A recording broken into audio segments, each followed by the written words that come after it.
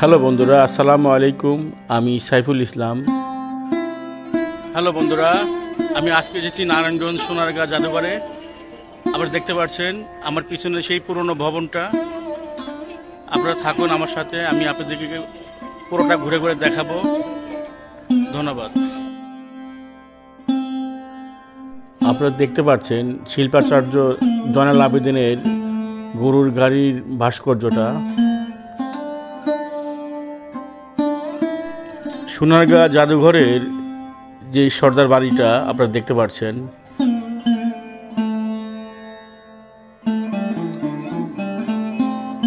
এই বাড়িটা প্রায় 600 বছর আগের বাড়ি। পরবর্তীতে সংস্কার করা হয়েছে। ঈসা খাঁ যখন এই সোনারগাঁ রাজধানী ঘোষণা করলেন, তখন থেকেই এই বাংলায় শাসন কার্যক্রম করতেন। অনেক সুন্দর ভিউটা দেখতে পাচ্ছেন। ওই লেকের পাশে দাঁড়িয়ে আছি, সুন্দর জায়গা। সোনারগাঁ ভারতবর্ষের মধ্যে সবচেয়ে পুরনো শহরের মধ্যে একটি।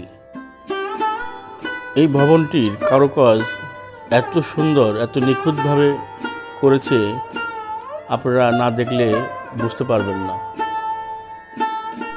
আপনারা কিছু দূর এগেলেই দেখতে পারবেন জয়নাল আবেদিন জাদুঘর। আপনাদের অনেক ভালো লাগবে জয়নাল আবেদিনের ভাস্কর্যটা দেখে।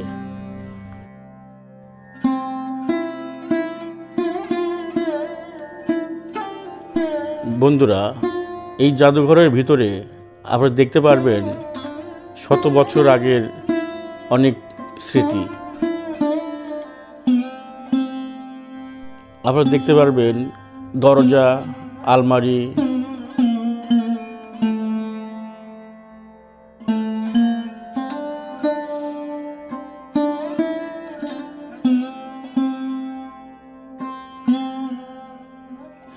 আপনারা জাদুঘরের দৃশ্যটি দেখুন, আমি আপনাদেরকে ঘুরে ঘুরে দেখাই।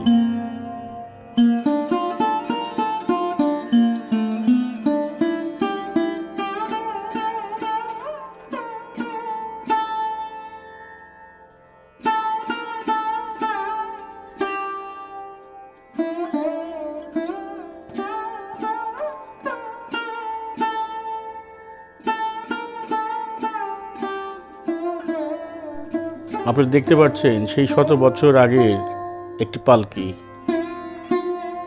সাগরের মাছ ধরা নৌকাটাও দেখতে বেশ ভালো লাগছে। সাগরের জল থাকলে মনে হয় আরেকটু ভালো লাগতো।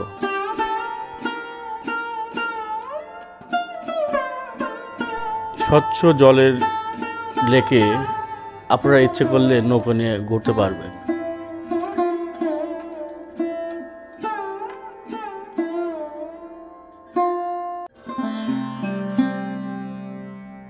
ষাঁড়ের লড়াইটা দেখে আপনাদের মনে পড়ে যাবে সেই ছোটবেলার কথা।